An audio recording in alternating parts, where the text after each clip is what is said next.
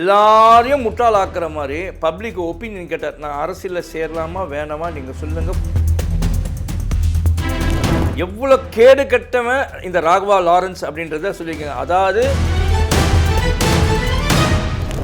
நீங்கள் எவ்வளோ கேடு கட்டவன்றதுக்கு ஒரு அது உதாரணம்.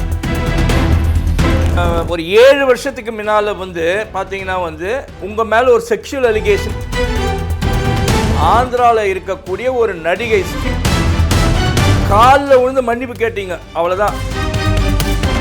இப்போ சமீபத்தில் பார்த்தீங்கன்னா உங்கள் காஞ்சனா 4ல் ஒர்க் பண்ணியிருக்கீங்க. ஒர்க் பண்ணக்கூடிய அசிஸ்டன்ட் டைரக்டர்ஸ்க்கு நீங்கள் எப்பயுமே ஒரு ப்ரெஸ் மீட் அட்ரஸ் பண்ணும்போது நீங்கள் சமூக சேவகராட்டம் நீங்கள் செய்கிறது சேவை இல்லை. நீங்கள் செய்யறது நீங்கள் ஒவ்வொரு இடத்துலையும் அந்த ஆதரவற்ற குழந்தைகளுக்கு, அப்புறமா ஃபிசிக்கலி டிசேபிள் பர்சனுக்கு நீங்கள் ஏதோ நீங்கள் உங்கள் நடிப்பு வரைக்கும் நடிங்க. எங்கேயாவது விஜய் உங்களை வா அப்படின்னு கூப்பிட்டார? நீங்களா உங்கள் ஆட்களுங்க மூலமாக சோசியல் மீடியாவில் கிளப்பி விட்ட ரூமரே நீங்கள் தாங்க. விஜய் நிற்க வைக்கணும், உங்களே எங்க நிற்க வைக்கிறாரு? உங்கள் மேலே இவ்வளோ அலிகேஷன் இருக்குது.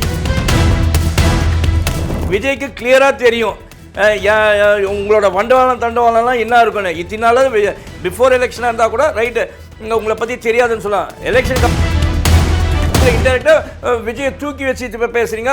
விஜய் இவ்வளோ நாள் விஜய் எலெக்ஷனில் நிற்கிறதுக்கு போது அன்றைக்கி ஐயோ டிஎம்கே கவர்மெண்ட் எதுனா பண்ணாங்க, இல்லை ஏடிஎம்கே கவர்மெண்ட் எதுனா நம்மளை காலி பண்ணாங்க, நம்ம படம் காலியாகும் பண்ணி. இன்னைக்கு விஜய் ஆட்சியில் இருக்காருன்னு ராகவா லாரன்ஸ் போல ஒருத்தர் அரசியலுக்கு வந்தார்னா தமிழக அரசியல் இன்னைக்கு தமிழ் ஒரு நாளைக்கு ஆந்திராவில் நடிக்க பண்ணால் அங்கே தெலுங்குன்னு போயிடுது. ஒற்றன் செய்தி நேயர்களுக்கு வணக்கம். 2 நாளாக அதான் நேற்றுலேருந்து இன்னைக்கு அப்படியே பரபரப்பாக போயிட்டு இருக்க விஷயம் என்ன அப்படின்னு பார்த்தீங்கன்னா நடிகர் ராகவா லாரன்ஸ், அதாவது நடன கலைஞர் மற்றும் நடிகரான ராகவா லாரன்ஸ் அவருடைய அரசியல் வருகையை பற்றி தான். இது 2-3 நாளாக ஓடிட்டு இருக்கு. ஒரு 4-5 நாளாக கூட சொல்லலாம் அவர் வரப்போகிறேன் இல்லை பப்ளிக் ஒப்பீனியன்லாம் கேட்டுன்னு இருந்தார். ஆனால் நேற்று கோயிலில் அவர் பேசின போது ஒரு மீடியாவை அட்ரஸ் பண்ணியிருக்கார். கோயிலில் பேசும்போது அவர் பேசின பேச்சு தான் பெரிய சர்ச்சையாக இருக்குது. அதுக்கப்புறம் இல்லை நொல்ல அப்படின்லாம் விளக்கெல்லாம் கொடுத்தார் அவர். விஷயம் என்ன அப்படின்னு பார்த்தீங்கன்னா சென்ற வாரம் அதாவது ஒரு 5-6 நாளைக்கு முன்னால் ஒரு வாரத்துக்கு முன்னால் தான் அரசியலில் இறங்கிறதா இருக்கிறதாகவும், அப்புறமா இதில் அது பண்ணா திருச்சி கிழக்கில் அவர் தான் போட்டியிட போகிறதா ஒரு வதந்தி வந்திருக்கு.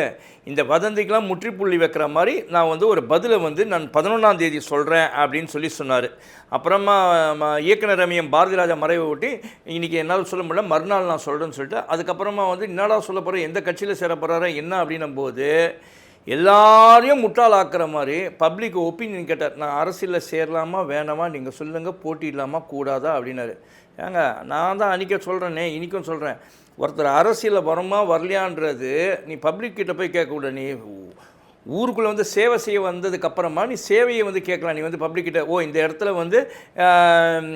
இந்த மாதிரி ஒரு விவசாய நிலத்தை அழிச்சிட்டு இந்த இடத்துல ஒரு சிப்காட்டை இது பண்ணால் இண்டஸ்ட்ரியல் தொழிற்சாலையை தொழிற்பற்றையை கட்டலாமா அப்படின்லாம் நீங்கள் கேட்கலாம். அதுக்கு ஒப்பீனியன் கேட்கலாம். அதை விட்டு நீங்கள் வர அரசியலுக்கேனா நீங்கள் வந்தாங்கன்னா வராட்டினா தான் எல்லாருமே பார்ப்பாங்க. இதெல்லாம் ஒரு கேள்வியாக, அதாவது உங்கள் ரசிகர்கிட்ட கேட்டிருந்தா கூட பரவாயில்ல.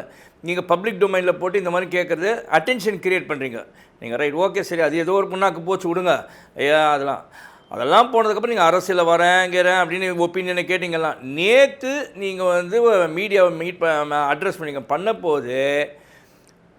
என்ன ஒன்றா விஷயம், நீங்கள் மோசமானது நீங்கள் எவ்வளோ கீழ்த்தனமான ஆள் அப்படின்றத அதில் ப்ரூவ் பண்ணிட்டீங்க. எவ்வளோ கேடு கட்டவன் இந்த ராகவா லாரன்ஸ் அப்படின்றத சொல்லியிருக்கீங்க. அதாவது நீங்கள் இன்றைக்கி ஒரு நடன கலைஞராக இன்றைக்கி ஒரு நடிகராக இருக்கிறீங்கன்னா இன்றைக்கி அந்த நடிகர்ன்ற அந்தஸ்தில் நீங்கள் இருக்கிறதுக்கான காரணம் உங்கள் ரசிகர்களும் பொதுமக்களும்.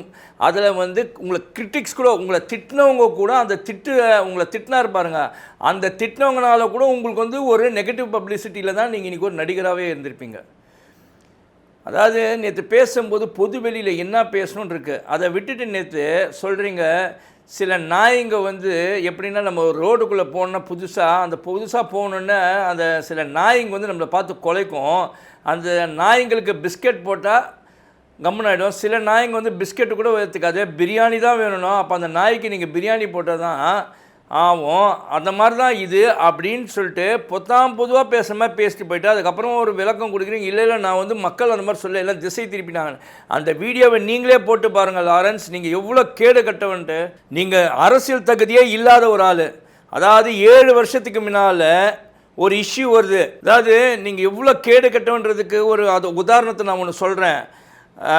ஒரு 7 வருஷத்துக்கு முன்னால் வந்து பார்த்தீங்கன்னா வந்து உங்கள் மேலே ஒரு செக்ஷுவல் அலிகேஷன் வைக்கிறாங்க. யாருன்னு பார்த்தீங்கன்னா ஆந்திராவில் இருக்கக்கூடிய ஒரு நடிகை ஸ்ரீரெட்டி அப்படின்றவங்க. அவங்க வந்து பல நடிகர்கள் மேலே வச்சபோது உங்கள் மேலே ஒன்று சொல்கிறாங்க. நீங்கள் அவங்களுக்கு நடிக்கிறதுக்கான வாய்ப்பு கொடுக்குறேன்னு சொல்லிவிட்டு அவங்களுக்கு அவங்களோட படுக்கையை பகிர்ந்ததாக அவங்க ஸ்டேட்மெண்ட் அப்படி தான் சொல்லியிருக்காங்க. பகிர்ந்ததாகவும் நீங்கள் வந்து எல்லாத்தையும் அனுபவிச்சுட்டு நீங்கள் வந்து அவங்களுக்கு நடிக்கிறதுக்கு வாய்ப்பு கொடுக்காம ஏமாத்திட்டீங்க அப்படின்னு சொல்லிட்டு உங்கள் மேலே ஒரு குற்றச்சாட்டு வச்சாங்க. அப்புறம் என்னாச்சு, அந்த குற்றச்சாட்டுக்கு நீங்கள் பதில் கொடுக்காம ஓடி ஒளிஞ்சி அதுக்கப்புறம் எங்கே எதுனா பெரிய இஷ்யூ ஆகிட போதுன்னு அப்புறமா எத்தனையோ மீடியேட்டர் வச்சு அவங்கக்கிட்ட காம்ப்ரமைஸ் பேசி அவங்கக்கிட்ட போய் காலில் விழுந்து மன்னிப்பு கேட்டீங்க. அவ்வளோதான். அதான் காலில் விழுந்துன்னா காலில் விழாமல் விழுந்த அளவுக்கு மோசமாக போய் தான் மன்னிப்பு கேட்டீங்க. மன்னிப்பு கேட்டு என்னை விட்டுருமா அப்படின்னு சொல்லி கேட்டுட்டு அதுக்கப்புறம் தான் திருப்பி நீங்கள் நடிக்க வந்தீங்க. அப்போ காணாமே போயிட்டீங்க. ஒரு அரசியல் குறவங்களாக இருந்தால் தவறு செய்யாமல் நேர்மையாக இருக்கிறதுக்கு பார்க்கணும். அப்படியே இல்லைனாலும் அந்த தவறு செஞ்சுட்டாலும் அந்த தவறுக்கு வந்து ஒத்துட்டு நீங்கள் தைரியமாக இல்லைன்னா டிஃபெண்ட் பண்ணவா தெரியும். உங்களுக்கு ஒன்றுமே தெரியாது. அதே மாதிரி உங்கள் அசிஸ்டன்ட் டைரக்டர்ஸ் இருக்காங்க, உங்கள் படத்தில் ஒர்க் பண்ணுவாங்க. இப்போ சமீபத்தில் பார்த்தீங்கன்னா வந்து ஒரு உங்கள் காஞ்சனா 4ல் ஒர்க் பண்ணியிருக்கீங்க. ஒர்க் பண்ணக்கூடிய அசிஸ்டன்ட் டைரக்டர்ஸ்க்கு வந்து அதாவது அந்த அசிஸ்டன்ட் டைரக்டர் பேர் சொல்கிற பாருங்க, ஜோதி, நிர்மல்குமார், தனசேகர், இவங்க 3 பேருக்குமே நீங்கள் வந்து அவங்களுக்கான சம்பளத்தை கொடுக்காம நீங்கள் ஏமாற்றிட்டதா வந்து அவங்க ஒரு குற்றச்சாட்டை வச்சுருக்காங்க. அதுக்கு என்ன பதில் சொல்கிறீங்க? நீங்கள் ஒன்று நல்லா தெரிஞ்சு வச்சுக்கோங்க. நீங்கள் எப்பயுமே வந்து ஒரு ப்ரெஸ் மீட்டை அட்ரஸ் பண்ணும்போது நீங்கள் சமூக சேவகராட்டம், அதாவது ஃபிசிக்கலி டிசேபிள் பர்சன் நிறைய பேர், அப்புறமா வந்து ஆதரவற்ற குழந்தைங்களை எடுத்து வளர்த்துன்னு அவங்க முகத்தை காட்டுறீங்க. They are miners. அவங்கள வந்து நீங்கள் முகத்தையே காட்டக்கூடாது. அது ஒரு பப்ளிசிட்டி காட்டுறீங்க, ஸ்டண்ட்டு. நீங்கள் செய்கிறது வந்து சேவை இல்லை, நீங்கள் செய்கிறது பப்ளிசிட்டி ஸ்டண்ட்டு.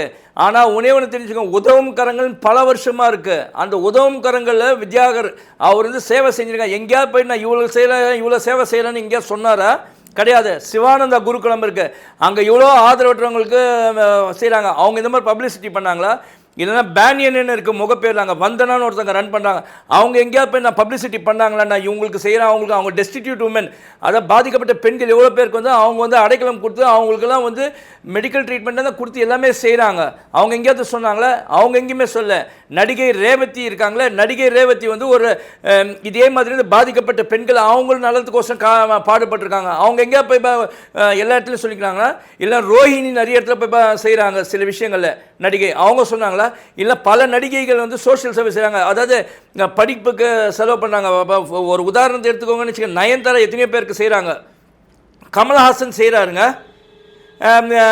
அப்புறமா வந்து அஜித் செஞ்சுருக்காரு, எத்தனையோ பேர் அந்த மாதிரி செய்கிறாங்க. ஏன் சூர்யா அவங்களோட அகரம் செய்கிறாங்க. எங்கேயா போய் அது வந்து மிஸ்யூஸ் பண்ணி பப்ளிசிட்டி பண்ணுறாங்களா?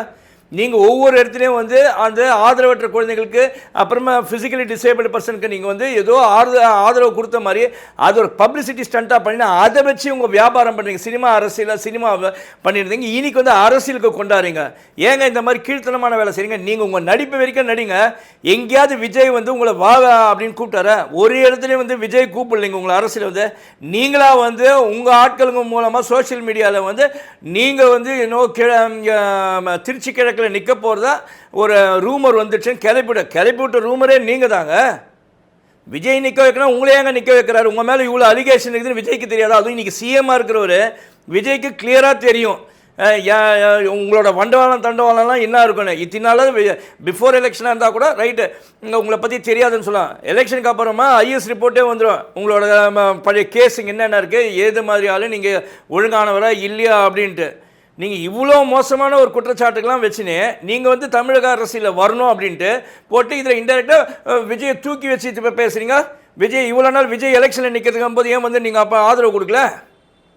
அன்றைக்கி ஐயோ டிஎம்கே கவர்மெண்ட் எதுனா பண்ணாங்க, இல்லை ஏடிஎம்கே கவர்மெண்ட் எதுனா நம்மளை காலி பண்ணாங்க, நம்ம படம் காலியாகும் பண்ணி இன்றைக்கி விஜய் ஆட்சியில் இருக்காருன்னு விஜய்கிட்டே போய் பிச்சை எடுக்கிறீங்க நீங்கள் இன்றைக்கி வேஷம் போட்டு. எனக்கு விஜய் தான் ஃப்ரெண்டுன்னு. இதே விஜய்க்கு வந்து நீங்கள் எலெக்ஷன் அப்போ போலையா? ஒரு பீரியடில் எங்கள் ரஜினி சார் நீங்களே அப்போ எங்கே போனீங்க நீங்கள்? எவ்வளோ மோசமான ஒரு ஆளுன்றது நீங்கள் லாரன்ஸ் நீங்கள் ப்ரூவ் பண்ணிட்டீங்க. இனி வரும் காலங்களில் நீங்கள் அரசியல் பண்ணுறீங்கன்னா நேர்மையாக பண்ண கற்றுக்கோங்க. முதல்ல வந்து ஃபஸ்ட்டு நீங்கள் மேடையில் வந்து இந்த வந்து ஆதரவற்ற குழந்தைங்கள சும்மா வச்சு ஸ்டண்ட்டு காட்டுற வேலையை வைக்காதீங்க. நான் இதை 10 வாட்டி சொல்ல ஸ்டண்ட்டு காட்டுறீங்க. இதுக்கோசரம் உங்கள் ரசிகருங்க என்னை கழுவி ஊற்றுவாங்கங்க, என்னை திட்டுவாங்க. அதாவது அவங்களாம் பாவம் என்ன பண்ணுறது, உங்களோட ரசிகருங்க ஏதோ வந்து நீங்கள் செய்கிறீங்கன்னு நினச்சி உங்களை நல்லவன் வல்லவன் நினச்சிக்கோங்க. ஒருத்தரை வந்து அனலைஸ் பண்ணுங்கள். என்னையே வந்து நான் உன்னை போடுறேன்னா என்னை அனலைஸ் பண்ண, நான் நல்லவனா கெட்டவனா, இவன் சொல்கிறது உண்மையாக பொய்யான்னு அனலைஸ் பண்ணுங்கள். அந்த மாதிரி ஒரு பொதுமக்கள் வந்தீங்கன்னா தான் உங்களுக்கு நல்லது கெட்ட தெரியும். அதோட பொத்தாம் போதும் ஒற்றந்துறை பேசுறது கரெக்டுன்னு நினைக்காது. நீ அனலைஸ் பண்ணுங்கள், நான் சொன்னது தவறா கரெக்டான்ட்டு. அதே மாதிரி உங்கள் ராகவாளரன் சொல்கிறாரு அனலைஸ் பண்ணுங்கள். விஜய் சொல்கிறாரு, எம்கே ஸ்டாலின் சொல்கிறாரு, உதயநிதி சொல்கிறாரு, எடப்பாடி சொல்கிறாரு, ரஜினி சொல்கிறாரு, கமல் சொல்கிறாரு, யார் சொன்னால் அனலைஸ் பண்ணுங்கள். அதை விட்டுட்டு ஐயோ சொன்ன உடனே குதிரைக்கு கடிவாளம் கட்டின மாதிரி சொன்னது கரெக்டுன்னு போனீங்கன்னா முட்டாளாயிடுவீங்க. கொஞ்சமாவது நமக்கு 6 அறிவு இருக்க சென்ஸை யூஸ் பண்ணுங்க. இந்த மாதிரி ஆட்கள் வந்து பொய் பேசுகிறாங்கன்னா நம்பாதீங்க. இன்றைக்கும் நான் சொல்கிறேன், ராகவா லாரன்ஸ் போல ஒருத்தர் அரசியலுக்கு வந்தார்னா தமிழக அரசியல் நீங்கள் தமிழ் ஒரு நாளைக்கு ஆந்திராவில் நடிக்க பண்ணால் அங்கே தெலுங்குன்னு போய்டுவார். இவரெல்லாம் வந்து ஒரு அரசியல் தகுதியே அற்றவர். இன்னொன்று சொல்கிறேன், எழுத படிக்கவே தெரியாது. ஒரு எழுத படிக்க தெரியாதவர் வந்து எத்தனையோ பேர் இருந்திருக்காங்கன்னு சொல்லலாம். எம்எல்ஏ வந்தாங்க, எம்பியாக இருந்திருக்காங்க. வருகின்ற பரிமாண வளர்ச்சியில் இன்றைக்கி நிறைய பேர் எல்லாருமே எங்கெங்கே ஒடுக்கப்பட்டவங்கன்னு சொன்னாங்களா இன்றைக்கி வந்து எங்கேயோ போயிட்டாங்க. இன்றைக்கி அவங்களுக்கு கல்வியில் இன்றைக்கி சிறந்து நிற்கிறாங்க. எங்கேயோ கொக்கிராமத்தில் சொல்லுவாங்க, எல்லாம் மலையாள எங்கேயுமே ஆளுனாங்க. இன்றைக்கி எல்லாருமே படிக்கிற அளவுக்கு ஆகிட்டாங்க. அதனால் உங்களுக்கு வந்து எழுத படிக்கவே தெரியாதுன்னு சொல்கிறீங்க. ஆனால் நீங்கள் இயக்குனராக இருக்கீங்க. ஆனால் நீங்கள்லாம் வந்து அரசியலுக்கு வந்து தகுதியற்றவர் தான் சொல்லுவேன். முதல்ல உங்களை நீங்கள் வந்து வடிவமைச்சுக்கோங்க. நீங்கள் ஒரு நல்ல கல்வியோடு இருக்கணும், நீங்கள் கற்றுக்கோங்க. இப்போ கூட நல்லா படிச்சுட்டு வாங்க. நீங்கள் செய்த தவறுலாம் உணர்ந்துட்டு திருந்தி அரசியலுக்கு வாங்க. அதை விட்டுட்டு 19 நான் வந்துடும் அப்படின்னா யாருமே ஏற்றுக்க மாட்டாங்க. இதை தான் மிஸ்டர் லாரன்ஸ் நான் உங்களுக்கு சொல்கிறேன். கொஞ்ச நாளைக்கு நீங்கள் வந்து அரசியல், தமிழக அரசியலை விட்டு வைங்க. இன்னும் குட்டிஸ்வர் பண்ணாமல் இருந்தால் நல்லாயிருக்கும் அப்படின்னு சொல்லிட்டு மீண்டும் அடுத்த வீடியோவில் உங்களெல்லாம் சந்திக்கிறேன் அப்படின்னு சொல்லிட்டு உங்களிடமிருந்து விடைபெறுவது உங்களுடைய ஒற்றந்துரை. நன்றி, வணக்கம்.